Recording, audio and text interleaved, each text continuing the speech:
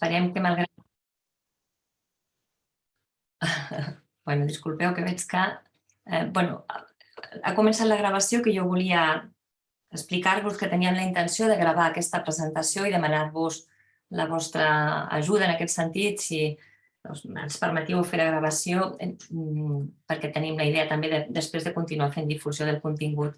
Llavors, si algú de vosaltres se sent incòmode, us demanaríem, si us plau, que poguéssiu potser no estar amb la càmera connectada, però si no fos així, per poder facilitar la relació i malgrat la distància, que ens puguem comunicar i que sigui un acte el més fluid possible, us demanaríem la càmera encesa.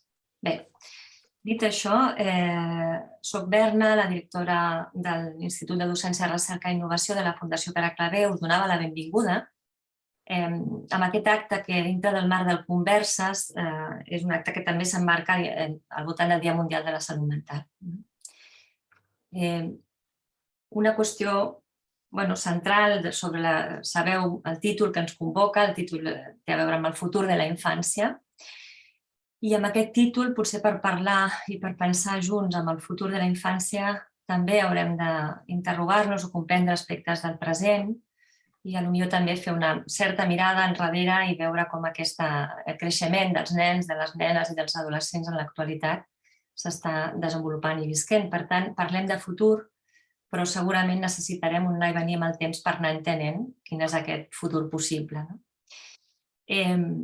El Converses té un format que pretén que sigui una manera de difondre el coneixement, de compartir, de dialogar junts i a partir d'aquest diàleg continuar la reflexió per veure com millorem en les nostres tasques i en la nostra assistència. La trobada d'avui, ara de seguida, serà Abdon Montserrat, que és coordinador de l'UPIR, de la UPPJ, el servei, la unitat de psicoteràpia psicoanalítica d'infància i adolescència. Serà ell qui presentarà els ponents i que emmarcarà més el context que avui ens ocupa, però jo volia sobretot convidar que aquesta trobada sigui el més càlida i el més de diàleg, que això no treurà profunditat, però que serà una manera també de compartir i d'aprofitar l'estona. Moltes gràcies. Deixeu-me que pugui agrair a la Secretaria Tècnica de l'Institut Docent, al Departament de Comunicació, però sobretot també als ponents, a les 3 ponents, que són de 3 institucions diferents i que ara Abdon ens explicarà, i gràcies a Abdon també per la moderació d'aquest acte. Molt bé. Gràcies a tu, Berna, gràcies a l'Institut Docent de Sant Pere Claver. Doncs, bona tarda i benvingudes totes i tots. Com deia la Berna, avui parlarem del futur. Què ens preocupa del futur, d'on partim i què podem fer per preparar aquest futur. El nostre futur com a societat està, evidentment, íntimament lligat al futur dels infants i dels adolescents. Nosaltres, els adults, professionals de la cura de l'atenció a les persones, o també els adults familiars d'aquests infants i adolescents, som responsables, o si ho volem dir d'una altra manera, tenim l'oportunitat de vincular els infants i els adolescents i els joves, de vincular-los, d'apropar-los a aquest futur, que sigui un futur bo i que sigui un futur bo i esperançat. És el tipus de futur al qual els volíem apropar, al qual els voldríem acompanyar. Partint això sí d'una base realista. Aquesta base de realitat inclou, com sabeu totes perfectament, la postpandèmia Covid i afegiria els canvis de diversos tipus, econòmics, climàtics, en general tot tipus de canvis a nivell social que esdevindran en els propers anys o que diuen que esdevindran, que això encara no ho ha vist ningú. Els professionals reunits en aquesta taula virtual treballem en els àmbits socials i en l'àmbit de la salut mental, però comptem amb la participació vostra, del públic, per poder reflexionar conjuntament sobre aquests aspectes que estem mencionant. Doncs ara sí passaria a les presentacions de les ponents. Començaré presentant la Berta Boades, és coordinadora del Servei d'Atenció Social de la Fundació Esperança i està també en l'entitat, o sigui, és coordinadora de l'entitat Xarxa Gòtic de Caixa Proinfància. Aquesta entitat treballa amb persones en situació de pobresa, de risc d'exclusió, en programes d'atenció familiar, d'inserció laboral i especialment amb els donant suport educatiu escolar, de lleure i psicològic. Berta, afegiries alguna cosa, algun comentari que volguessis fer per començar? Així està bé. Recordeu desconnectar els micròfons, sisplau, que hi ha alguna interferència. Gràcies. Doncs presento la segona ponent, o la segona component de la taula rodona. Volem que sigui un acte dinàmic, obert, pot ser una miqueta informal també, no passa res. Per tant, la segona component de la taula rodona és la Laura Pérez. La Laura és la directora del Centre Socioeducatiu Llamparetes de Càritas, que està situat a la Barceloneta, al carrer Pepe Rubianes. Sempre que tinc oportunitat dic del carrer Pepe Rubianes perquè em fa molta gràcia i molta il·lusió poder-ho dir. Al barri de la Barceloneta. Molt bé. Treballa amb famílies en circumstàncies socials desafavorides a les quals s'ofereix un espai lúdic i també de treball educatiu. A les famílies i als infants i als adolescents especialment. Seria això, Laura? Afegiries alguna cosa més o menys? No, tot bé. Bona tarda. Molt bé. I finalment us presento la tercera component de la taula, que seria l'Encarna Sánchez. L'Encarna Sánchez és terapeuta de la unitat de psicoteràpia infantojuvenil. Aquest servei, la unitat de psicoteràpia infantojuvenil, la UPJ, ofereix tractaments de psicoteràpia a la xarxa pública, tant en modalitat individual com grupal, des de fa més de 20 anys. Aquest equip ho fa dins del marc del Departament de Salut Mental de Sant Pere Claver, que inclou altres equips en salut mental, com els centres de salut mental o altres equipaments més especialitzats. L'Encarna col·labora amb el Centre Llamparetes, on realitza tractaments psicològics, i comptem amb ella, com els altres ponents també, per pensar sobre unes preguntes que serien l'eix del debat. Preguntes, o si ho volem dir d'una forma més amable, invitacions a la reflexió, que estan, per tant, dirigides a les components de la taula rodona, com a tots els assistents, des del públic. Per una qüestió, diguéssim, d'ordenar la sessió, dedicaríem ara fins a les 7, més o menys, a que poguessin contestar les ponents de la taula rodona a les preguntes i reservaríem al final mitja hora o una mica més o una mica menys, segons s'escaigui, per les intervencions del públic. Havíem pensat aquest ordre, però si algú vol fer algun comentari mentre s'està intervenint des de la taula, pot deixar-lo al xat i al final recollirem els comentaris i podrem, diguéssim, parlar també sobre els comentaris o sobre els missatges que hi hagi al xat. Els llegirem. O sigui, aquesta seria l'estructura. Ara jo aniré fent aquestes preguntes, les posaré al xat també perquè es puguin anar pensant, també des del públic, i les ponents de la taula rodona que ja estan convidades a anar intervenint elles en primera instància, com deia, fins a les 7. Més o menys aquest seria el plantejament. Val? Sembla que no em deixo res, Berna, no? Seria això? Val. Doncs, sense més preàmbuls, posaré al xat, si voleu mirar, la primera pregunta, una pregunta doble, no? També la llegiré, lògicament.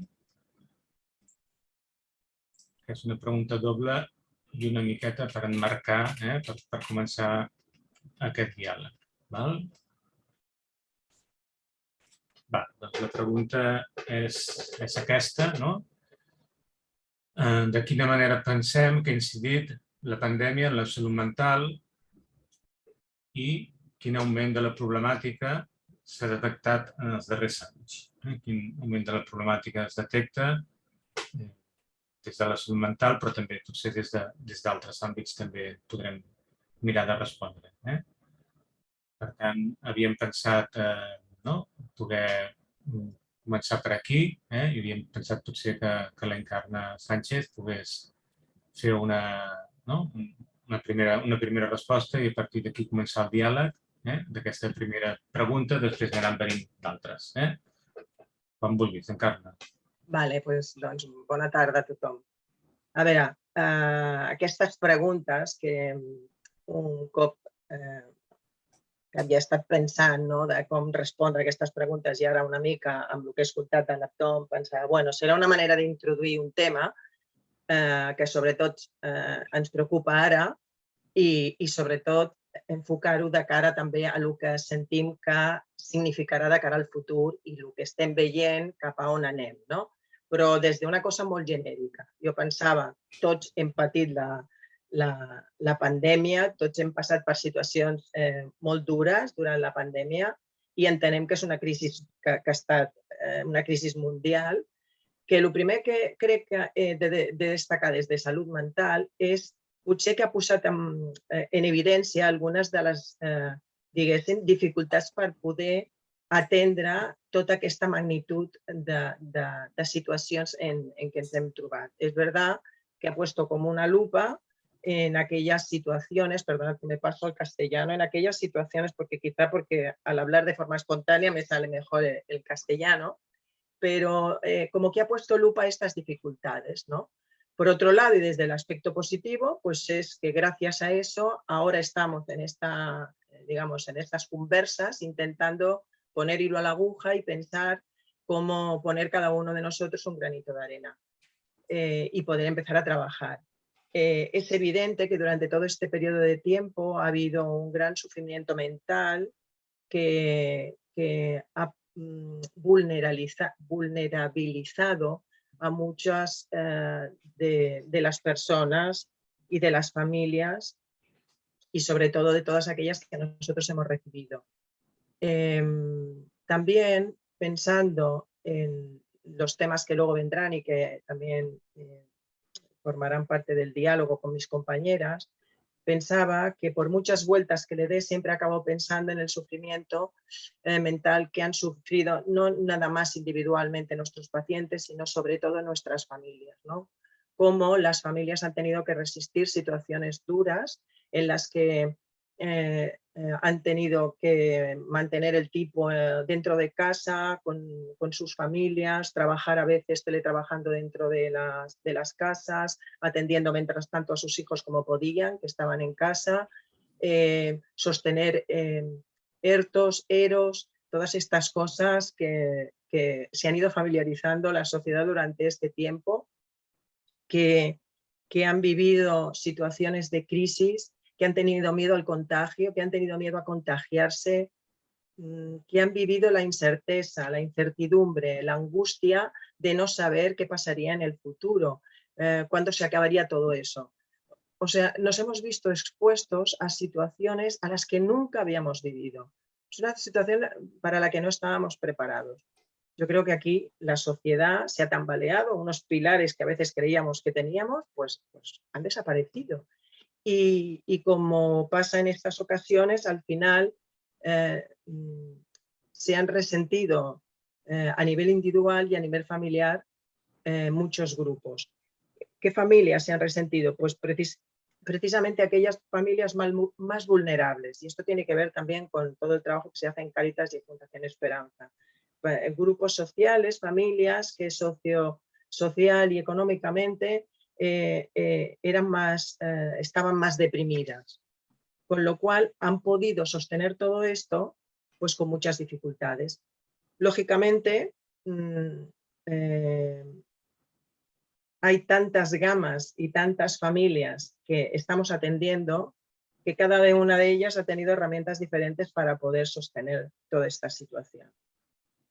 Esto es por enmarcar un poco lo que sería la salud mental. Desde nuestra parcela, desde una unidad de psicoterapia que atendemos pues, un número de personas pequeño, sí tenemos una muestra y lo que sí hemos visto es que de alguna manera quizá pues ha afectado más a los pequeños, a los niños entre 5 o 6 años, es la parte, digamos, la avalancha que nosotros hemos recibido, y también en el, digamos, entre la franja adolescente. Esto sería desde nuestra unidad quizá donde hemos visto más repunte de consulta una vez ha pasado, digamos, la pandemia, entre comillas, o sea, hemos ido recuperando ya fuelle, hemos ido atendiendo, hemos podido ver más a nuestros pacientes y entonces nos hemos encontrado con quizá esas franjas de edad en las que realmente hemos tenido, digamos, más casos. Curiosamente, lo recibimos a los niños, sobre todo niños de 6 años, que quiere decir que durante la pandemia estaban entre 3, 4, ¿no? En esas edades. Niños que hemos visto cuadros regresivos, ansiosos, depresivos, fóbicos, ¿no? Replegamientos. Quizás ha sido digamos, el perfil más habitual. También hemos visto cuadros de niños con más dificultad para la relación, con unos miedos bastante paralizantes. Bueno, por hacernos una idea. Y luego en los adolescentes quizá hemos encontrado pues, más crisis, las crisis de la identidad que ya tienen ellos, que están entrando en un periodo en el que tienen que identificarse, ir tomando conciencia de quién son, de quién serán, pues se encuentran en situaciones en las que se sienten muy atrapados, muy agobiados, con una sensación de que no hay un futuro, que no hay un proyecto.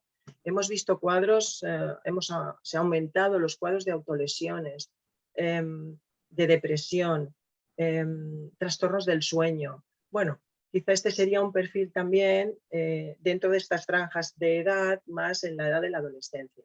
Pero bueno, no me quiero extender más porque creo que ahora todo lo que tenemos que hablar sobre familias, sobre situaciones concretas, sobre todo del trabajo que están haciendo tanto en la Fundación Esperanza como en Cáritas, creo que nos interesará mucho y creo que ahí estará la riqueza del diálogo.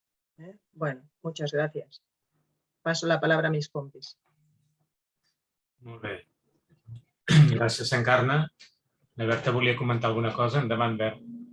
Sí, en relació al que comentava l'Encarna. Primer de tot, gràcies per convidar-me. Encantada d'estar amb vosaltres. Veig cares conegudes. I és un gust, doncs, treballar amb vosaltres per la proximitat, la sensibilitat i com ens entenem en la mirada aquesta cap a com treballar amb aquests infants i aquestes famílies que ho estan passant tan malament i ara, a més, afegit tot el que deia l'Encarna. O sigui, amb totes aquestes situacions que explicava ella, a nosaltres ens ha cridat molt l'atenció també a l'element mascareta, que ella deia, hi ha nanos de 6 anys que ens han arribat i que des dels 4 que no veuen a gent amb mascareta, i com ha costat després treure les mascaretes. És a dir, la mascareta com un element de prevenció obsessiva davant de certs contagis per part de les famílies, com un element, en el cas d'adolescents, per amagar-se inclús boques a inici de bigoti, coses així de senzilles, però com s'ha convertit en una màscara i nosaltres, quan els hem tornat a veure en col·lectiu i en grup i començant a donar permisos de que es podien eliminar aquests elements, doncs hem pogut anar detectant aspectes que ja no eren saludables, sinó que tot aquest... O sigui, que hi ha hagut un enemic davant del qual ens hem de protegir. I se n'han protegit les famílies de retruc als infants i el desconcert, i fins i tot algunes persones que van més enllà de sentir que hi ha una amenaça de mort que corre pel carrer. Això nosaltres ens ho han pogut expressar els infants i algunes famílies. I aquesta cosa de tancar-se en la individualitat, el protegir-se, el anar cap a casa, el anar poc al parc, tot això ens ha sorprès que estava costant molt més del que nosaltres ens pensàvem. I era amb aquest apunt que deia l'Encarna, que heu detectat aquest increment, però en persones que fins i tot no han arribat potser als serveis de salut mental encara, però que estan donant senyals d'una ombra que encara planeja del factor aquest, de por. Clar, és que és molt important pensar també com aquestes criatures han estat continguts dintre de les seves famílies, com s'han pogut explicar aquestes coses, un virus, com ens diuen, un virus lila, un bitxo lila que no s'ataca, no vull sortir al carrer. Clar, com dintre de la família s'ha pogut treballar tot això i també posen en evidència el que tu deies, la fragilitat d'algunes criatures que potser d'altres ho han viscut amb més normalitat i altres han tingut el despunte de dir aquí està passant alguna cosa, algun signe ja que ens preocupa.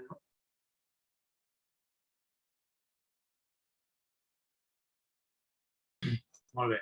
Gràcies, Berta, per el complement que has donat amb aquesta observació de la mascareta i el que ens deia l'Encarna, que nosaltres, com ella explicava, sense poder dir que és la nostra població una mostra estadísticament significativa, és una unitat petita, però probablement és indicatiu aquestes dues franges d'afectació dels de 5-6 anys i dels adolescents en construcció de la identitat. Molt bé, gràcies a les dues per començar per aquí. Molt bé, doncs recordar als assistents que si volen ara mateix plantejar alguna pregunta la poden posar en el xat i si no després en el torn que hi haurà al final obert de paraules al final. Passaríem a una altra pregunta, que seria com afecten les notícies negatives respecte a l'escenari directe. Molt bé, doncs aquí convidaríem potser la Laura, des del seu lloc al Centre Glambaretes. Si us vols comentar, endavant.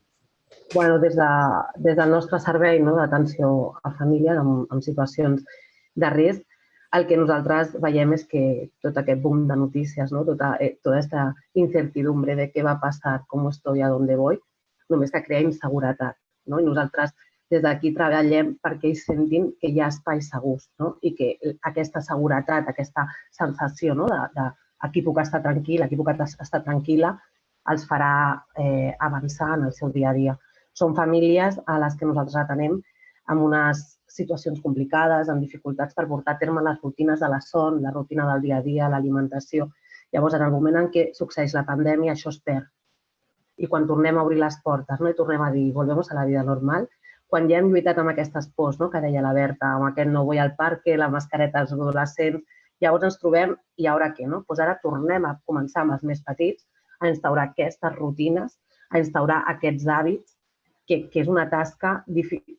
Jo penso que és una tasca difícil per qualsevol persona, poder fer tot aquest acompanyament a qualsevol infància. A sobre li sumes que estan en situacions de desavantatge social, això ho augmenta, perquè no hi ha espais segurs. La crisi socioeconòmica comporta pèrdua de feina, comporta pèrdua d'habitatges, pèrdues de diners per comprar alimentació. Llavors, tot esdevé molt complicat. Llavors, si a aquestes famílies els preguntes per un futur, son como incapaces, parlan d'un immediat, del demà. Bueno, es que este mes tengo que, o esta setmana tengo que, no? I quan ja te'n vas a aquests adolescents i aquests joves, que per mi, per mi són molt importants, perquè, com deia l'Encarna, estaven creant esa identitat, qui són, on te vaig, em tanco, perdo la relació amb els iguals, o la canvio d'una manera una mica estranya, sense aquest contacte físic, sense aquestes vivències adolescents tan necessàries, i ara hacia dónde voy. Surto, la meva família no és un espai segur, però no perquè la família no vulgui, sinó perquè no pot. No pot sostenir la situació. La vida sigue, els lloguers segueixen, les compres segueixen, però ells han perdut les feines, han perdut les situacions, l'habitatge està en risc. Llavors, jo molts cops, quan parlem amb els adolescents, els diem, venga, vamos a ver, qué formación haces, hacia dónde vamos, anem a cercar feina, anem pum, pam. I molts la resposta sempre és la mateixa. I per a què?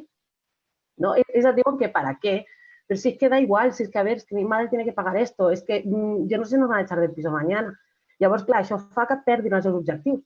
I en el moment en què una persona perd aquests objectius, perd aquests somnis, se sent perduda. Llavors, clar, és com una inseguretat constant en el seu dia a dia. Nosaltres des del servei el que intentem és crear aquests espais de seguretat. Però, clar, també és algo com molt relatiu i molt subjectiu. Llavors, bueno, és complicat d'acompanyar. Moltes gràcies, Laura. De fet, una pregunta que surt després és de les necessitats bàsiques dels infants i dels joves, i crec que ja n'estàs apuntant una, que és la seguretat, suficient seguretat almenys, i tan difícil en el context que s'ha creat i en el context social en el qual treballes, especialment. Clar, estàs intentant, potser des d'un servei socioeducatiu, acompanyar en una projecció de futur a nivell d'estudis, de recerca de feina o de moltes altres coses, però clar, estem parlant que no hi ha una necessitat bàsica. Si no hi ha una alimentació i un habitatge, no li parlis a un noi o una noia de 16 anys d'altres coses, perquè està més preocupat pels pares, que haurien de ser l'espai segur, que per ell mateix. Digues, Encarna, endavant, sisplau. És que m'ha agradat molt la intervenció de la Laura sobre l'espai segur i la relació amb els pares. Jo pensava que aquests pares que per la situació estan en un moment en el que han de lluitar, tenen poca esperança. Jo pensava com transmeten tot això a les seves criatures, als seus fills. És que és difícil, no? Per tant, jo pensava lo important que és l'espai, en aquest cas que parla la Laura, de Glamparetes, del centre obert, jo pensava que és tan important perquè allà troben una família amb els educadors que fan parella terapèutica també, quasi, i que estan allà a sobre i que els intenten ajudar a pensar, a obrir aquesta esperança, que costa molt, però que crec que de mica en mica ells es deixen ajudar perquè tenen molta confiança en les persones que estan allà, perquè jo crec que senten que és una ajuda molt autèntica també, I em fa pensar tota la feina que fan també a la Fundació Esperança, amb la que conec per un cas també.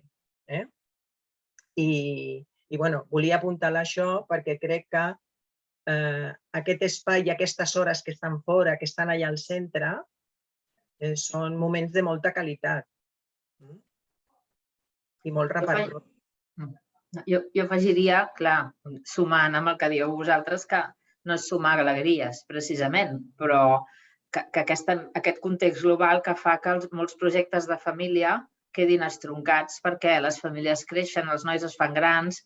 La Laura i jo coincidim en un territori amb habitatges molt petits, nosaltres al barri Gòtic, ell a la Barceloneta, la falta de llum, la falta de verd, són zones molt envellides, i en aquesta mirada global de cap on va la família, cap on voldríem, no hi ha possibilitats de canvi, no hi ha possibilitats de millora d'aquest entorn. Els infants tenen espais segurs en les entitats, però a casa allò són com olles pressions que no acaben de poder trobar els espais adequats per cada edat ni el suport adequat segurament per créixer com a família, que és el desig de tota família, un desig natural, i els infants en el si de la família. Llavors, en aquest escenari global que tot el lloguer és car, que ara que venen els preus, tota l'energia, és tot tan gris que realment a nivell de salut mental hem de treballar molt per poder sostenir uns mínims que permetin continuar fent petits avenços i rescatar aquests espais de salut i de viure una infància i una adolescència en projecte. I costa molt, perquè aquesta cosa del mundo mundial que ens envaeix a través de les xarxes, que s'han fet molt presents amb la pandèmia i no sempre és per coses bones, pot arribar a ser asfixiant de persones que estan en espais de 30 metres quadrats i que allà s'hi hauran de quedar encara que els nanos ja calcin un 44. És molt complicat.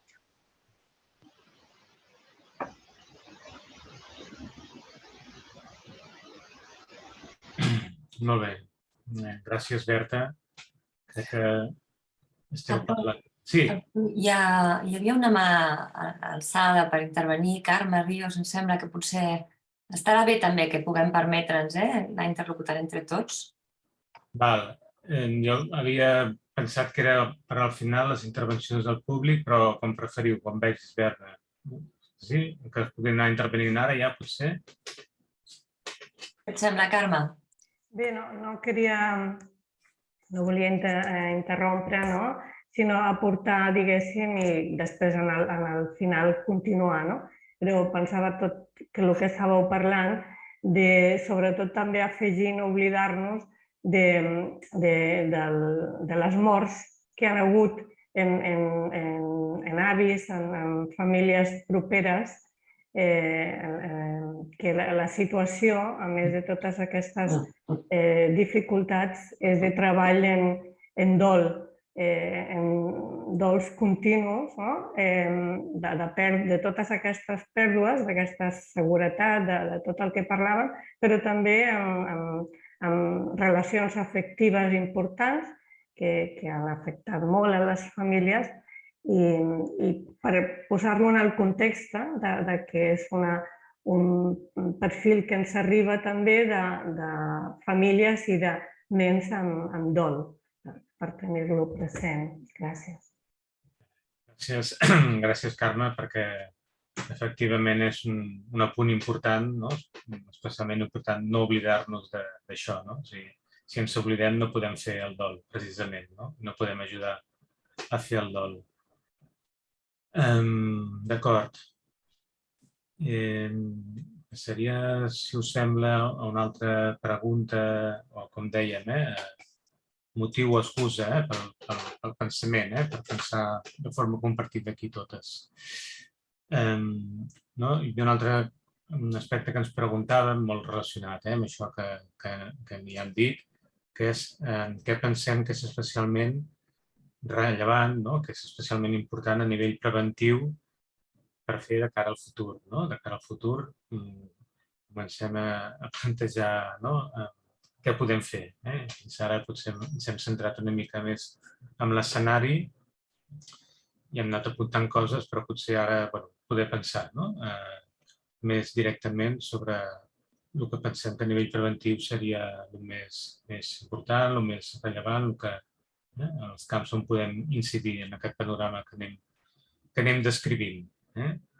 No sé si, Laura, voldries estar tu i després les altres companyes segurament aniran complementant. Perfecte. Doncs nosaltres, des del servei, la prevenció és un element imprescindible per la intervenció. Crec que la prevenció ha de ser un element sempre. Hagi pandèmia, no hagi pandèmia, no? I estiguem en el moment en el que estiguem social. Però sí que és cert que jo crec que s'ha de donar un espai més important a la prevenció després del que hem viscut tots socialment. Si prevenim, i prevenim des d'una mirada d'acompanyament respectuós, podrem evitar o per almenys reduir situacions de desavantatge social posterior. Si treballem, poso d'exemple, si treballem en una família que té 3 infants, un ja el tenim amb 18 anys, l'altre, que ja no seria infant, l'altre el tenim amb 14 i l'altre tenim amb 3, hem de treballar amb el que té 18 i el que té 14, però hem d'anar a aquesta prevenció perquè no repetim patrons, perquè no repetim rols i perquè podem anar adquirint capacitats i maneres de fer que siguin més favorables pel desenvolupament d'aquest infant. Sí que és cert que dic tot això i de debò ho crec, i de fet des del nostre servei s'han creat altres serveis dintre del centre obert només específics per a aquest acompanyament de prevenció, perquè realment hi creiem i creiem que és necessari, però alhora aquesta situació social, un poc desoladora, que la Berta l'ha resumit molt bé abans, clar, dificulta, òbviament, tota l'estona. Però penso que si treballem des d'aquesta manera d'acompanyament, des d'una manera més efectiva, creant aquests espais segurs i treballant aquesta prevenció, intentant que no passi esto, intentant esperançar, potser des d'aquí hi haurà com un futur més tranquil, per almenys per ells la sensació és una mica més tranquil·la. Molt bé. Gràcies, Laura.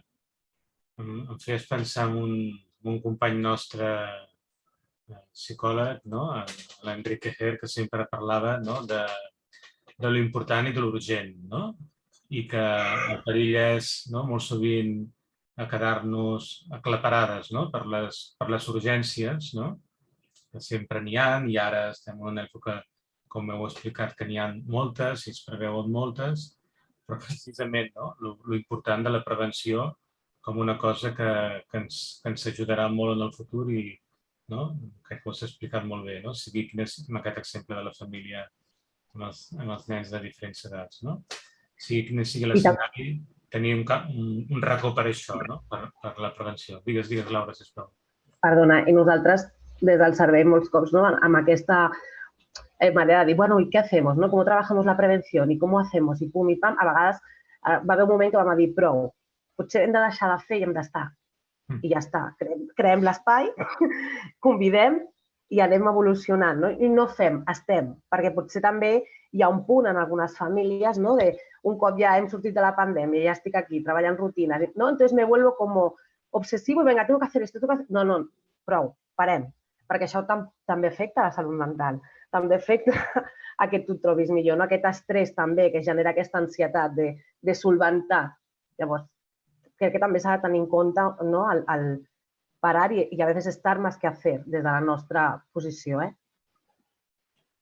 Sí, poder-se aturar és preventiu, poder generar seguretat, pensament, i no quedar això, massa afectades pels problemes i les urgències que tenim damunt de la taula, que important els espais de pensament i de reflexió, i que preventius que són. I jo afegiria també... Perdona, Encarna. No. Tu, Berta, sisplau. Lo grupal, que ja ho fem i que ho feu, Laura, i tot, però mirar de crear la necessitat de nou de les trobades grupals, de les trobades comunitàries, de sortir de la individualitat, de tornar a trobar el gust per sortir del món tecnològic d'aquest on estem ara, en aquests moments. Jo crec que tots estaríem segurament ara encantats de trobar-nos en un espai presencial i tal. El que passa és que les tecnologies també faciliten que puguem organitzar tot això més àgilment, però amb els joves i amb els infants trobar el gust d'estar al costat de l'altre, de la mirada, de tot això, pensem que és prevenció perquè s'han perdut algunes habilitats, el que comentàvem abans, i aquesta vida comunitària de projectes col·lectius demana un esforç de sortir i l'esforç jo crec que és una responsabilitat dels professionals estimular a que puguin fer aquests esforços, facilitant-lo, aplanant-los el camí, el que deies, sentir tots aquests espais de trobada, però i potser mirant nosaltres de ser enginyosos en poder oferir coses que d'entrada cridin l'atenció i que puguin ser espais segurs, que dius, però que surtin de jo a casa meva i aquests tancaments, perquè després l'esforç, conforme van passant els anys, és molt més gran i quan arribem ja a certes edats la prevenció ja no és tal prevenció, sinó que ja entra en atenció o tractament, I és transversal. O sigui, la prevenció jo crec que ha de ser la mirada de que qualsevol cosa que fem estem fent en aquell moment i, a més estem fent una inversió de millora de cara a futur o de generar algun canvi o d'oferir alguna cosa que s'hi puguin agafar, I després hi ha una cosa de cara a la prevenció que crec que és molt important, que és la cura dels professionals.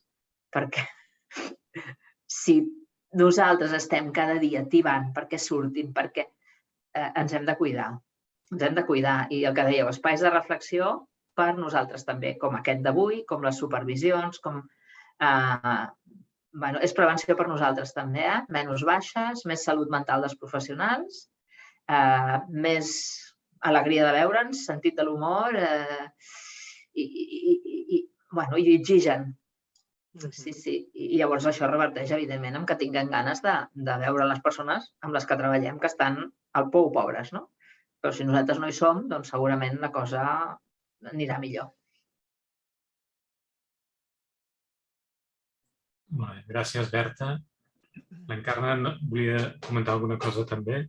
Bueno, era un apunt sobre això que estàvem parlant, perquè pensava que quan parlàvem de prevenció y deia ella, bueno, puede que si esperamos mucho ya eso no sea prevención, sino ya vamos a intervenir porque pasan cosas, ¿no? Pero pensaba que sabemos que la prevención, cuanto más precoz, cuanto más nos acercamos a los primeros momentos, pues más eficaces somos. Pensaba, ¿quiénes son los primeros que están en contacto con las criaturas? Son la madre o el cuidador, los cuidadores de los centres de les llars d'infants, les guarderías, los propios maestros también. Así que formarlos, darles el valor de la palabra, el poder ayudar a estas personas que también vean la gran importancia y el gran sentido de ir poniendo palabras a los bebés, a las criaturas, de poderlos entender, de poder darles comprensión, ¿no? La comprensión delante de las cosas que frustran, delante de las cosas que les hacen llorar, delante de las angustias. Creo que todas esas cosas, esta mentalización también de los cuidadores, ayudar en la mentalización, como a veces hablamos con Claudia y con Karma, ¿no? Bueno, pues yo creo que es vital. Entonces, empezar a prevenir desde los primeros momentos. Es decir, yo creo que el cuidado del bebé sabemos que es básico, ¿eh? Pensaba en las mamás que a veces pues están desbordados por 3 niños o 4 niños, ¿no? Y que todos a veces son pequeñitos, pues espacios en los que, por ejemplo, desde algunos centros oberts se les da acogida, se les ayuda en el amamantamiento, se les propone cambios, situaciones, se les ayuda a pensar. Todo esto yo creo que es preventivo, y poder extender todo este conocimiento también es una manera de prevenir sobre la marcha y sobre el terreno.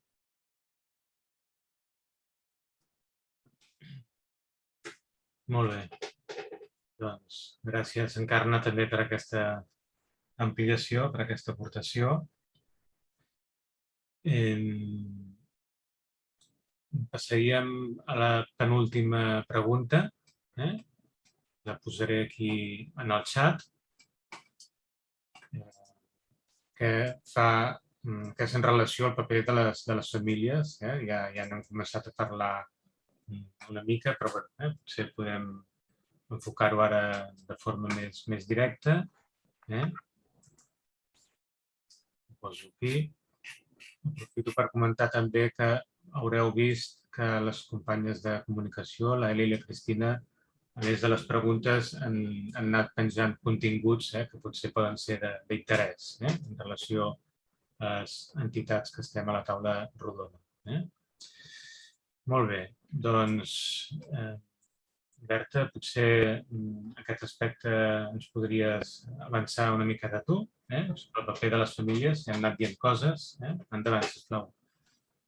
Sí, hem anat dient coses. Realment, les famílies amb les que treballem es troben en situacions molt fràgils, fent molt equilibris i amb drets vulnerats, que diem, no? Nosaltres ens plantegem moltes vegades amb la nostra feina, poden realment les famílies atendre tot el que han d'atendre amb competències parentals, aquestes paraules que ens semblen tan, diguem-ne, poden ser tan plenes de sentit i tan buides de sentit quan no hi ha necessitats bàsiques cobertes. Des del nostre punt de vista, dic des del nostre perquè ho he parlat amb l'equip quan vaig saber les preguntes, ens ho comentàvem amb la trobada prèvia, ho hem compartit i va bé també poder veure què han de fer les famílies. Les famílies han d'assegurar als seus fills la cobertura de necessitats bàsiques, la garantia d'una seguretat, la garantia d'uns afectes, i tot això en aquestes famílies amb les que treballem és molt difícil. Vull dir, necessiten molt de suport dels professionals, molta validació,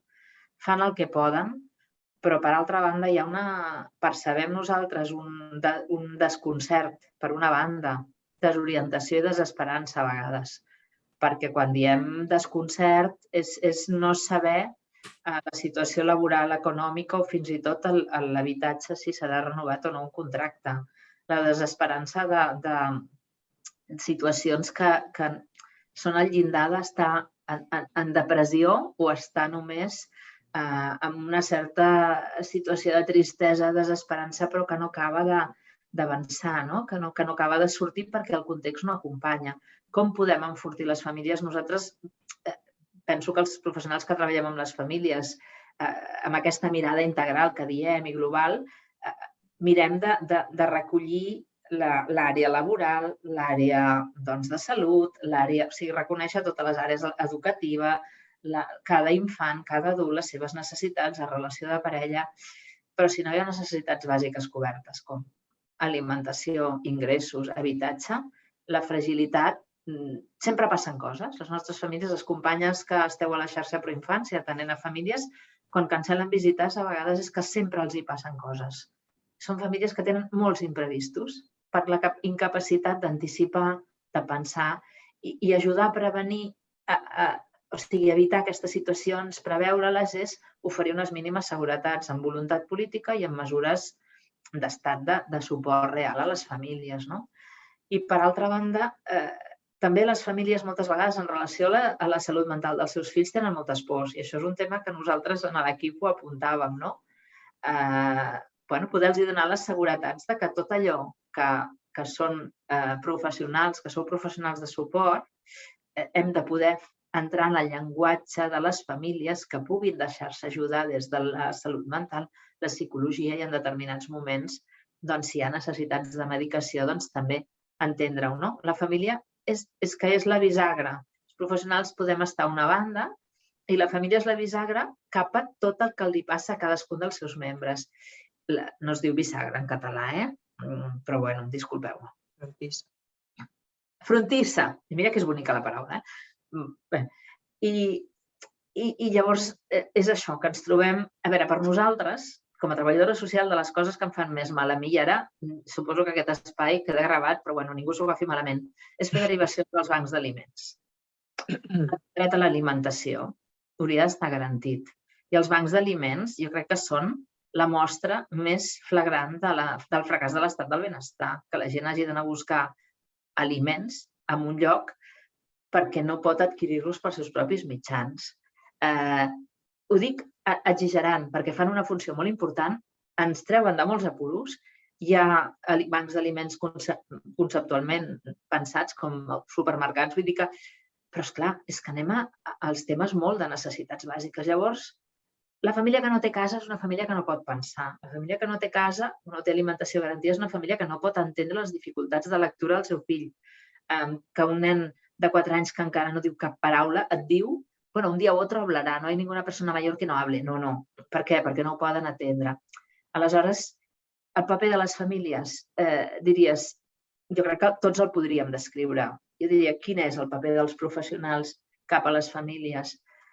Ajudar-los, suportar-los, contenir-los, donar-los aquest acompanyament i després jo crec que no sobresaturar-les moltes vegades, que els omplim les agendes als professionals de moltes coses que han de fer per millorar.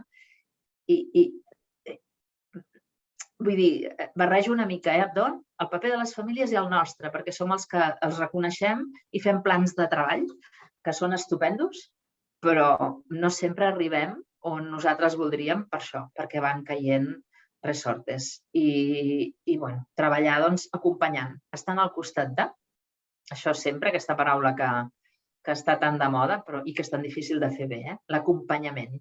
Estar al costat amb una mica de pas pel davant, però no masses, perquè llavors ens desencaixem. Bueno, crec que he barrejat moltes coses, però que apassionant. Gràcies, Berta. Laura? Jo, sí. Jo el que volia afegir el que estava dient la Berta, que hem de seguir el seu procés natural, no? Hem de seguir el procés natural de la família i respectar el moment en què es troben, no? Llavors, parlem de família, una unitat. M'és igual si és pare, mare, àvia, tieta, el que cuida, el cuidador, el que és responsable de l'infant i ell quan para. Llavors, crec que també és important, no? Per la salut dels cuidadors, pares, mares, parar i trobar espais de respir per poder continuar cercant aquesta cobertura de necessitats bàsiques i creant aquests espais segurs. Perquè, tal com deia la Berta, l'agenda, la inestabilitat, els imprevistos, però ells també necessiten poder parar i necessiten espais segurs. Ja sigui un hort comunitari, enllaçant-lo abans amb el tema de la comunitat, la importància del context i de tornar a relacionar-se, de dir, bueno, me tomo una hora a la setmana per a mi i vaig a un altre espai que sigui per mi com a adult, per poder continuar acompanyant el meu infant. Perquè a vegades ens oblidem de que ells han d'estar tranquils i han de poder també parar per poder continuar acompanyant. Perquè al final, si no, el pes de la cura dels seus infants los ahoga tanto que cada vez és peor. Llavors, jo també vull posar en èmfasis la importància de certs projectes d'atenció social, com pot ser un hort comunitari, com pot ser un espai de dones, perquè tenim, al nostre servei atenem a moltes dones amb fills monoparentals, la importància d'aquests petits espais, d'un espai de persones per fer alfabetització digital, que a vegades és l'excusa per fer xarxa social amb adults i poder deixar un moment als infants i poder respirar i trobar el seu espai.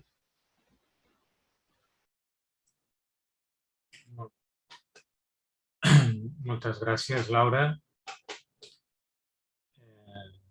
Em fèieu pensar en les vostres intervencions que d'alguna manera els professionals som la família de les famílies, d'alguna manera, i que, per tant, ens toca a nosaltres un paper difícil de responsabilitat, però també, com heu destacat, de respecte i d'acompanyament respectuós cap a aquestes famílies que de vegades tan perillós és la inassistència i el desemparament com el paternalisme o fomentar la dependència d'alguna manera. Per tant, em sembla que tots els elements, Berta i Laura, que heu assenyalat, em sembla que són tots molt importants i per pensar-los de forma molt afinada, no de qualsevol manera. Hi ha una paraula que donarem veu ara. Cristina, endavant. Bona tarda, jo soc la Cristina Martí del Consulta Més 22 de Sants Montjuïc. He tingut la sort de treballar amb alguns de vosaltres i de ser alumne de la Berta també. I el que volia afegir és que la importància de la família en la infància és que és la base del desenvolupament tant social com emocional de l'infant. I aquestes famílies, durant la pandèmia, han estat vivint un dol que els ha portat totalment inseguretat i incertesa en un món que encara estem intentant buscar aquesta part de tranquil·litat. I tot això, com ho han viscut aquesta infància i afegint a el que deia la Laura i la Berta, que potser no arriben a final de mes, no saben si el lloguer es tornarà a tindrà continuïtat, o sigui, aquestes necessitats bàsiques com no estaven cobertes. Des de la meva opinió, és que realment encara no sabem l'impacte que traurà tot aquest fet que va tenir amb la família respecte als seus fills i la infància. D'acord. Moltes gràcies, Cristina, per aquesta aportació també. D'acord, ens queda la darrera pregunta, que és una miqueta resum, em sembla, en molts dels aspectes que han sortit ja. En la darrera pregunta parlàvem de les necessitats bàsiques dels infants i els joves pel creixement. Crec que ja n'han sortit algunes, aquest aspecte de la seguretat i de la cura, també tot el preventiu, en certa manera, és una necessitat bàsica, no pel present, però sí pel futur. I en aquest sentit ja hem anat apuntant alguna cosa. Però així quasi hi ha una miqueta modus de tancament per part de la taula.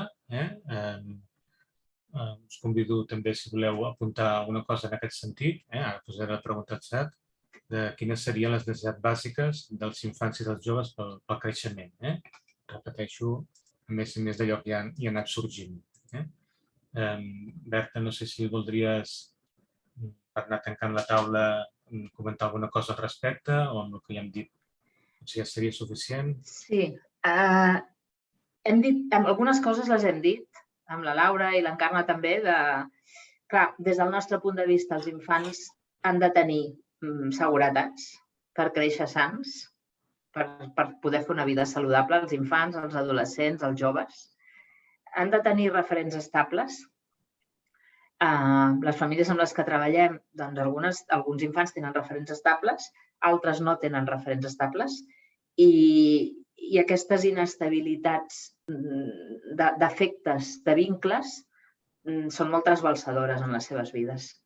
I no dic només en els pares, és a dir, hem de tenir referents estables a la família, però pensem als contextos professionals en els que ens movem, que a vegades també tenim moltes variacions de professionals en l'atenció als infants i als adolescents, i això també té les seves conseqüències. Ho dic perquè pensant en les famílies, però també en les entitats. Per sort, tinc la sort d'estar en una entitat on, jo crec que ens cansarem de veure'ns les cares perquè portem aquí temps i seguim, però aquests referents estables del vincle dels infants, dels adolescents, de les famílies, després el potenciar entorns sants i saludables. Si no els tenen en l'entorn proper, jo crec que els professionals hem de vetllar molt per oferir alternatives als seus espais habituals de desenvolupament. Sortides a la natura, espais oberts, diferents. Nosaltres, els que esteu a la xarxa, sabeu que tenim un projecte que és de sortides en família un diumenge al mes i hi ha famílies que ens expliquen que feia 18 anys que no sortien per la Meridiana amb autocar i no havien vist la bonita que estava a Barcelona. I això et posa la pell de gallina. Els que més o menys anem agafant el cotxe sovint i entrant i sortint, no? O dur-los a Collserola i trobar que allò és un espectacle i que com és que... Per tant, això són necessitats bàsiques i hem de permetre descobrir que hi ha oportunitats. O sigui, nosaltres des de la Fundació i l'equip i tot pensem que és oferir oportunitats, perquè allò que no coneixes, allò que no t'han presentat mai, tampoc saps si ho pots necessitar, si t'agradarà o no.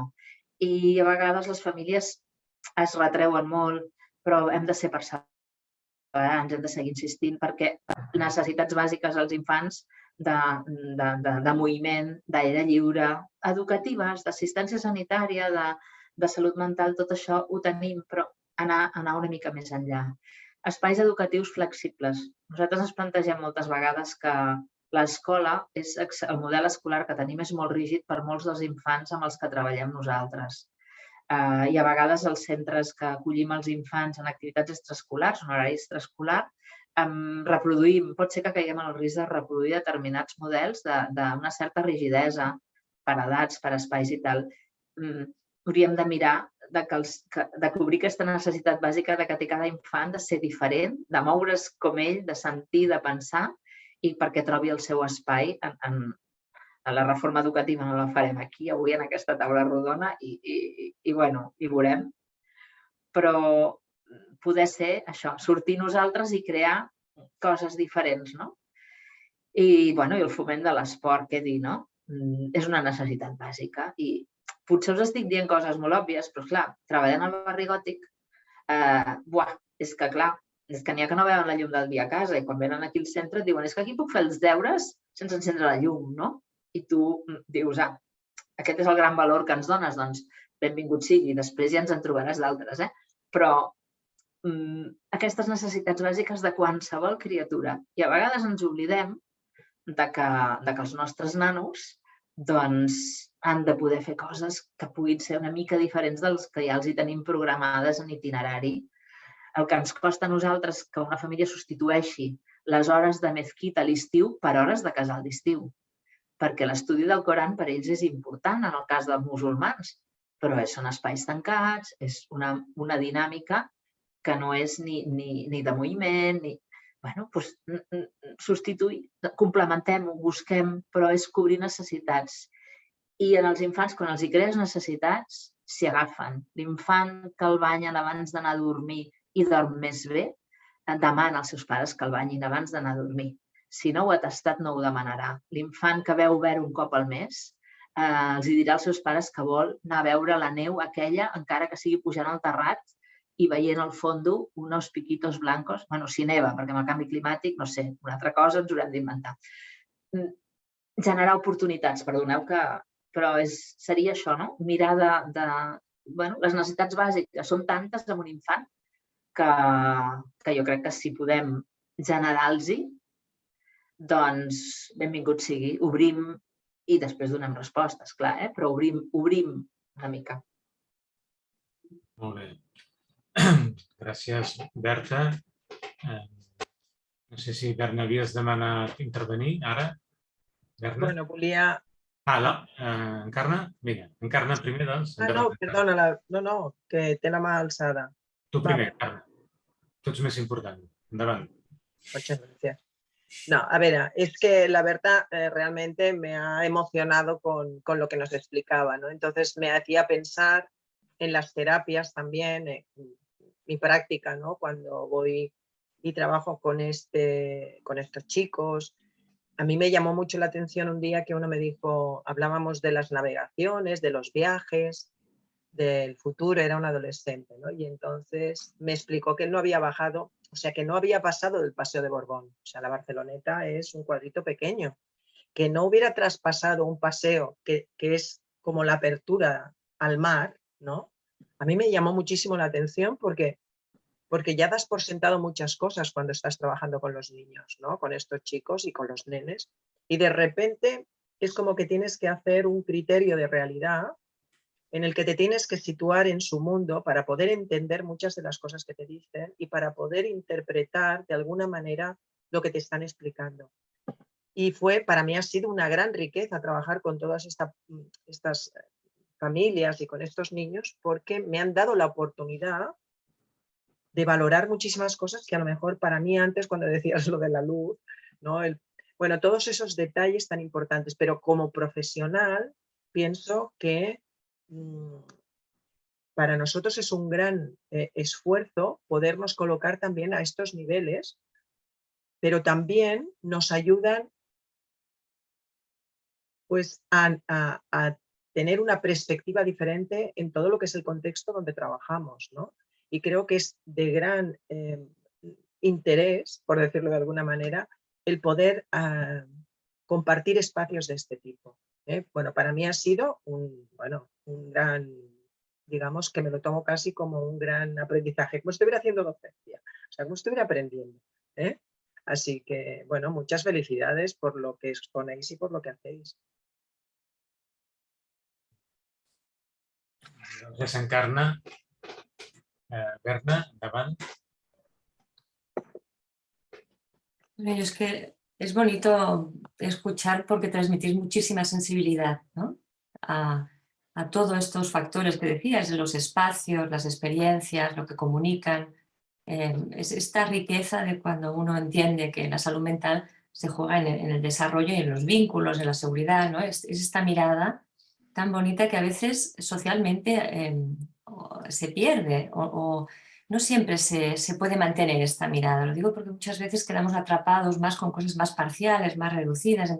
Y esta mirada tan rica, tan de contacto emocional, me ha gustado, Laura, decías de una manera sencilla lo de estar más que hacer. También hablaba Berta de estar al costat, ¿no? Y ahora Encarna, ¿no? De ponerte en la mirada del niño, en lo que él te narra. Realmente es ponerte en la piel del otro, en ese trabajo de estar disponibles en un momento, yo diría, en que ya no solo todos los efectos de la pandemia, que no son... yo creo que lo habéis descrito súper bien y pensaba que a veces lo describimos bien, pero a veces todavía nos cuesta dar la magnitud de lo que hemos vivido, porque realmente es un efecto de una catástrofe natural, ¿no?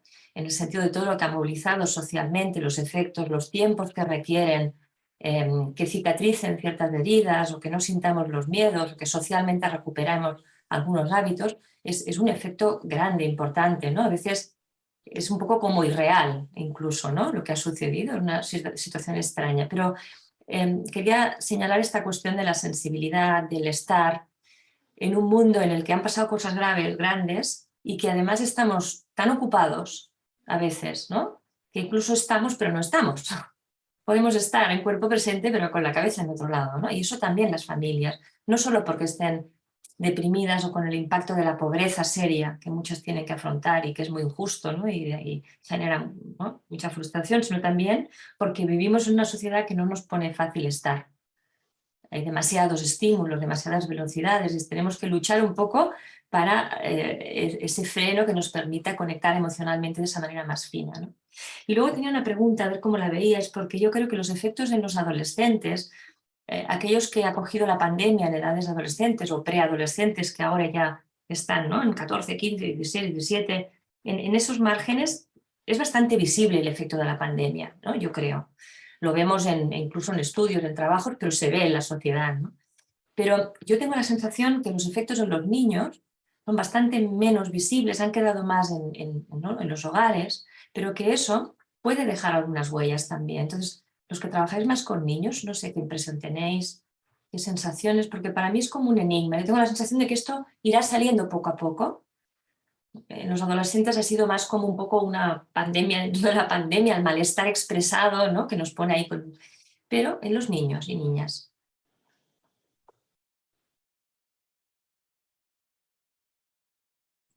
Encarna el micro, sisplau. Vamos viendo ya algunas señales que nos hacen pensar que tienen que ver con todo lo que ha pasado en la pandemia. Por ejemplo, muchos de los niños, esto que decía, ¿no?, quedarse, costarles tanto las relaciones, tener presente al otro, poder empatizar con lo que hay en la cabeza del otro niño, compartir, poner palabras, conectar con las emociones. Todo esto seguro que tiene que ver con muchas de las vivencias que han tenido ellos. También problemas en la parla. Claro, tanto tiempo con las mascarillas en un momento en el que tienen que aprender aprenden a hablar, pero también aprenden a ganar vocabulario. Pensábamos también con el tema de las mascarillas, que antes lo hemos dicho, ¿no? ¿Qué pasa con todo lo que se expresa en la cara, ¿no?, con todo lo que ha quedado oculto detrás de la mascarilla? Porque la mascarilla oculta la boca, oculta la expresión, la voracidad de la boca a veces. Los niños ahora cuando te sacas la mascarilla se asustan, pero se asustan porque te ven la boca, porque te ven la expresión, porque les asusta lo que ven. Bueno, sí que es verdad que estamos viendo. Con Karma el otro día, con Karma Ríos hablábamos, bueno, pero ¿y todos esos niños que me he recibido ahora, que tienen estas edades que decíamos, qué hubiera pasado si no hubiera habido la pandemia? Quizá muchos de ellos ya venían, ¿no?, dando avisos de que algunas cosas no funcionaban. Y la pandemia ha incrementado todas estas manifestaciones y ha ido construyendo una patología del desarrollo. Bueno, pero ¿qué pasa con los latentes? Pues también es una incógnita, porque están ahí silenciados. Ya veremos cuando lleguen a la adolescencia qué pasará. Ahí estamos, ¿no?, pendientes. No sé si mis compañeras quieren añadir algo más.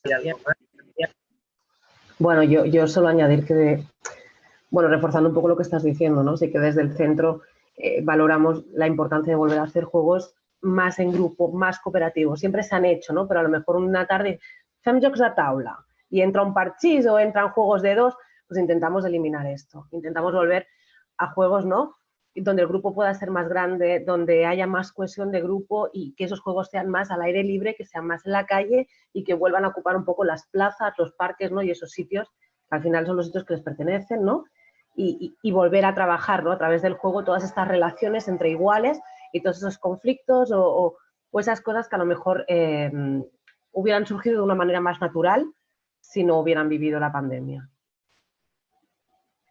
Y yo añadiría, nosotros trabajamos mucho el tema de refuerzo escolar, con grupal y también a nivel individualizado con los críos que tienen dificultades, y ha sido terrible el retraso, lo que decíamos, en nivel de lenguaje, a nivel de lectura.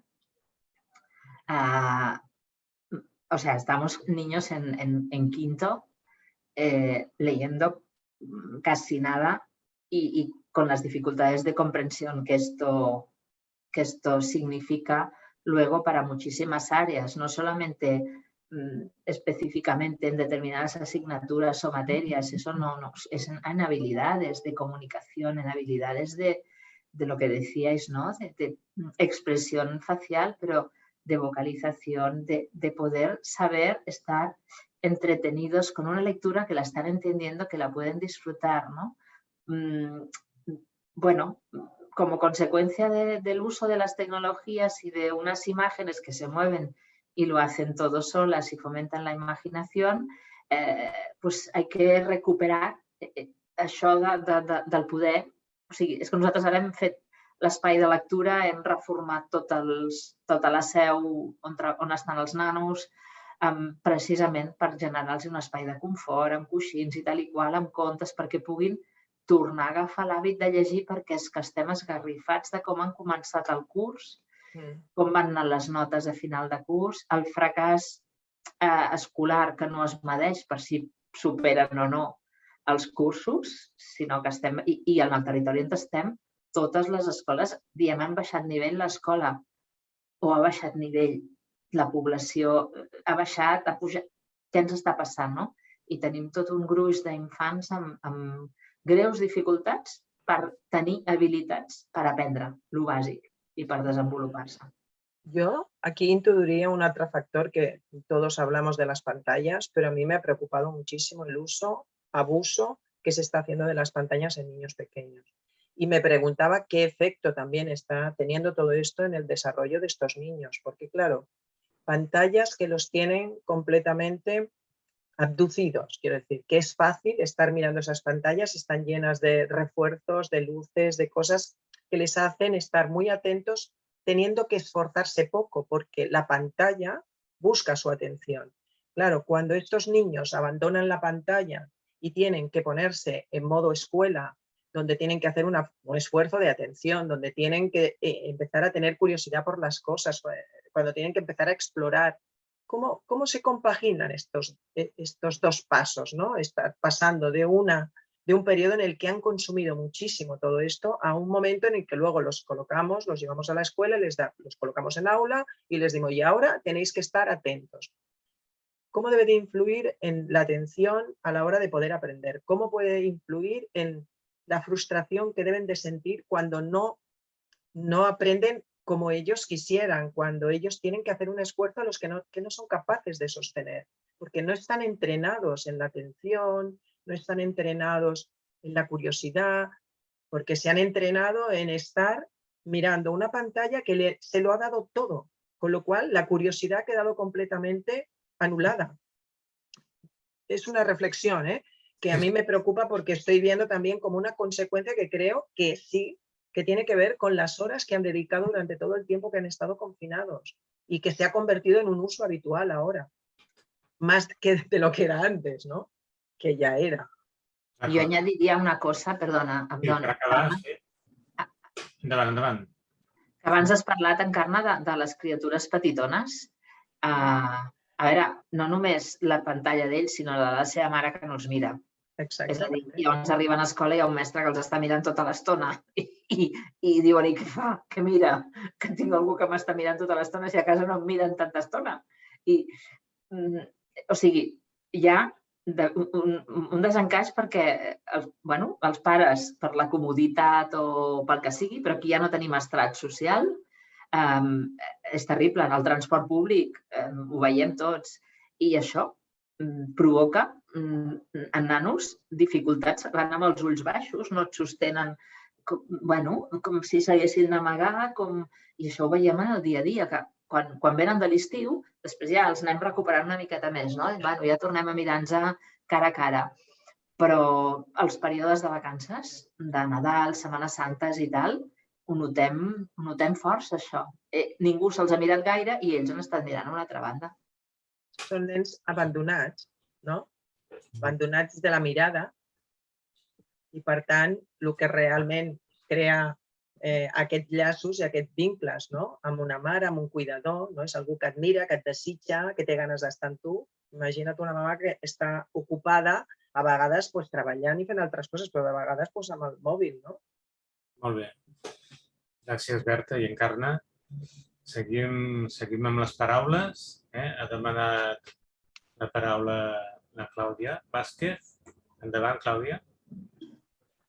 Bueno, me agrada mucho que Berta haya tocado este tema de la mirada, porque justamente estaba pensando que claro, la construcción que el niño va haciendo de sí mismo a través de la mirada que lo mira. O sea, si no hay un otro que esté mirando, ¿cómo se va a conocer a sí mismo? Y la importancia que eso tiene, primero los primeros años con la familia, pero luego con su entorno. Entonces, claro, la pandemia ha obstruido un hito importante en estos niños y que ya veremos, como decía Encarna, que las consecuencias que tiene. Pero sin duda ha habido ahí un corte, como también lo hemos visto tan fuerte en los adolescentes, que bueno, ellos ya tienen una edad en que esto se puede expresar de una manera mucho más visible. Pero en el caso de los niños, pues ya se está viendo un poco lo que decía también Berta, ¿no? De estos retrasos en los aprendizajes y también en lo que decía Encarna, ¿no? En el desarrollo. En el desarrollo que se espera evolutivamente a unas ciertas edades que ya está haciendo que, bueno, pues no vienen del todo equilibrados, vienen más bien disarmónicos. Entonces, claro, eso va a traer una consecuencia, por lo menos, no sé, no podemos hacer una generalización porque no tenemos estudios, ¿no? Por lo menos, pero se ve y este tema de las pantallas, a mí por lo menos, lo que me preocupa mucho y de repente hago como así, como unos rompecabezas, de decir, bueno, si estos niños no son vistos, pero pasivamente están viendo una pantalla donde ven imágenes, pues a ver cómo se están construyendo ellos a sí mismos con estas imágenes y luego los ves, no sé, ves unas maneras de querer ser, ¿no? Pero que son imitando estas pantallas, ¿no? Entonces, bueno, es preocupante en ese sentido y encuentro muy importante todo el trabajo que estáis haciendo, tanto en la Fundación Esperanza como en Cáritas, ¿no? Porque son programas integrales que tienen esta mirada de salud mental o socioemocional amplia, ¿no? O sea, la salud mental, o sea, en los niños es el desarrollo socioemocional, entonces es muy importante lo que estáis haciendo, encuentro yo. Molt bé. Gràcies, Clàudia. Clàudia Vázquez és psicòloga, psicoterapeuta de la unitat de psicoteràpia, també com la Carme Ríos, que ha intervingut abans. Hi ha una altra paraula, demanada. Adriana, si voleu, o qui sigui, ara es presentarà. Vols presentar-te, sisplau? Endavant, sisplau. Sí, bueno, yo soy Albert Pérez. Albert, soy un alumno de integración social, aquí junto con unos compañeros en clase. Estamos totalmente atentos a lo que estáis diciendo cada uno de vosotros y estamos tomando nota. Y la verdad es que bastante interesante la conversación. Y yo quería matizar un asunto que una compañera tuya acaba de decir antes, pero que no recuerdo bien quién ha sido, pero sí que recuerdo lo que ha dicho, ¿no? El contenido. Antes han hablado de las habilidades sociales, de lo que le cuesta, a los niños, sobre todo en nuestra zona, en nuestro país y tal. Y claro, yo quería dar mi opinión respecto a eso, ¿no? Yo pienso que sí que es verdad, y esto lo hemos hablado mucho en clase, que o sea, en nuestra sociedad nos acostumbran a superar el nivel académico que se establece, pero pienso que hay otras cosas muy importantes para llegar a eso, que han hablado, por ejemplo, de las habilidades sociales, ¿no? Como el habla, la comunicación verbal, la comunicación no verbal, etc. Son cosas que yo pienso que desde hace muchos años que no se está explicando correctamente, o tampoco hay, no sé si es que no hay tiempo o no hay suficientes recursos para explicarlo o para llevarlo más a cabo, pero pienso que también, por ejemplo, el fracaso, una solución al fracaso escolar también sería bueno impartir, aparte de las clases temáticas, fomentar habilidades sociales. Es decir, yo creo que hay que combinar varias cosas y no basarnos en deber ese examen asistencia a clase, ¿no? Es como, llevamos muchísimo tiempo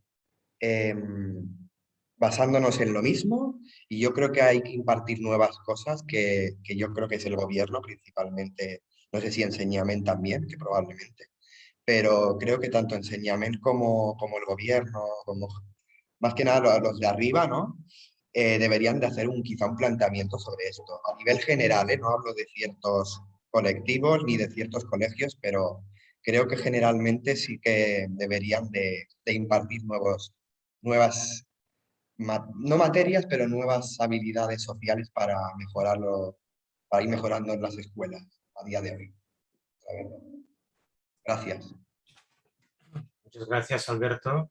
Creo que te has explicado muy bien y muy claramente, ¿no?, en relación a poner más el acento, ¿no?, en aspectos que no son, como decías, ¿no?, estrictamente académicos, curriculares como los actuales, sino que tienen una mirada más amplia, ¿no?, y que creo que liga muy bien, ¿no?, con lo que aquí se ha dicho de unos déficits, ¿no?, de cosas muy básicas, y entonces pues parece que tiene mucho sentido, ¿no?, el poder ayudar en esos déficits, por ejemplo, esto que comentabas, ¿no?, las habilidades sociales, comunicacionales, ¿no?, como algo que está en la base, ¿no?, y luego ya aprender otras cosas, ¿eh? Pero me parece que ha quedado muy clara tu opinión, ¿no?, de que a lo mejor estamos poniendo el foco, la importancia quizás en lo que no es precisamente lo más importante, vistos, repito, estos déficits, ¿no?, que estábamos comentando, ¿no?, a nivel social, emocional.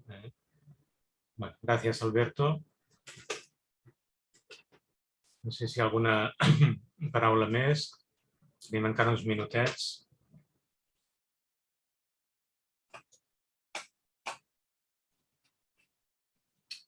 Sí, dir-vos, ho tenia que haver recordat abans, ho faig ara, dir-vos, sisplau, que hi ha una enquesta de satisfacció, la teniu aquí al xat també, són els últims missatges, que us agrairem molt si podeu donar la vostra opinió sobre aquest espai, si poguéssiu fer-ho. Tenia de comentar-ho abans, no he recordat fer-ho.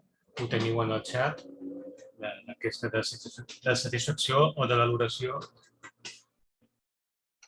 perdoneu, l'enquesta de satisfacció o de valoració sobre l'espai.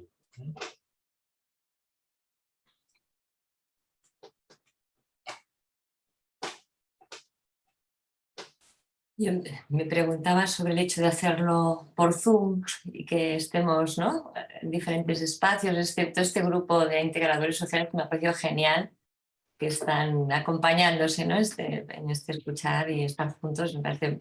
Pensaba en si estamos un poco cansados del Zoom o de estas... o sea, porque tiene todo pros y contras, es así, ¿no? Pero hemos sobrevivido bien este tiempo gracias a estas herramientas, pero pensaba en qué medida también echamos en falta quizás, yo ahora hablo por mí misma, el tema de la presencialidad, ¿no?, que en qué medida un acto como el que hacemos ahora en Conversas, valoráis que en estos momentos es mejor hacerlo presencial. Sería una duda que me genera el hecho de, bueno, no sé un poco cómo lo vivís, ¿no?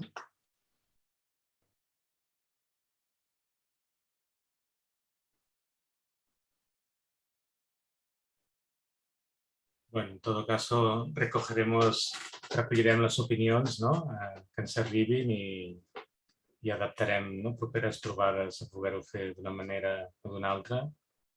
Jo crec que l'espai ha estat molt ric, molt interessant. Crec que a nivell de reflexions, una cosa que en certa manera, no?, ja sabíem, no?, pensava que, no?, en moltes famílies i en molts nanos, quan intervenim els de salut mental, no?, diguem, estem intervenint tard ja, probablement, no?, probablement han passat oportunitats, no?, per la prevenció, no?, i pel treball sobre l'entorn, no?, i crec que han sortit molts elements de reflexió, no?, molt concrets i molt interessants respecte, no?, a aquest aspecte de l'entorn, no?, de l'entorn de l'infant, no?, de l'entorn des de la vessant social, no?, i des de la vessant familiar, no? Em sembla que és molt important precisament, no?, cuidar aquest entorn de cara a proveir, no?, que els infants i adolescents tinguin un desenvolupament sa, no?, autònom, dintre d'aquest període, no?, que els toca viure o que els tocarà viure. Em sembla que és molt important del que s'ha parlat, aquesta mirada atenta sobre l'entorn, des de les pantalles, no?, des dels factors econòmics, no?, com és el lleure dels infants, no?, una cosa importantíssima que sortia ara al final, com és el lleure, no? Al final, amb això acabo, creixem i aprenem jugant, no? hi ha qui diu que jugar és l'única manera bona d'aprendre, no? I bueno, jo crec que això és una reflexió molt important, no? Com ajudar-los, per exemple, en aquest aspecte, no? En el joc, en l'aprenentatge, en un entorn segur, estable, com ha sortit també. Em sembla que són molts elements de reflexió que han sortit molt interessants i que agraeixo. Agraeixo totes les intervencions i totes les participacions. No voldria dir jo l'última paraula, és l'hora. Algú vol comentar alguna cosa a manera de tancament? Si no, ho faré jo. O la Berna, si no. Que també és molt important, la Berna. No tant com l'Encarna, però també ho és. Berna, vols tancar tu, sisplau, doncs? Jo agraint molt. La veritat és que un plaer haver-vos escoltat, de veritat. Crec que dona aquest tema per aprofundir força, però sobretot ha sigut molt maco escoltar-vos, de veritat. Gràcies. Molt bé. Gràcies, Berna. Doncs ens anem acomiadant. Fins una altra ocasió, presencial. Molt bé. Moltes gràcies a tothom. Adéu. Gràcies. Vagi bé. Adéu. Gràcies. Gràcies.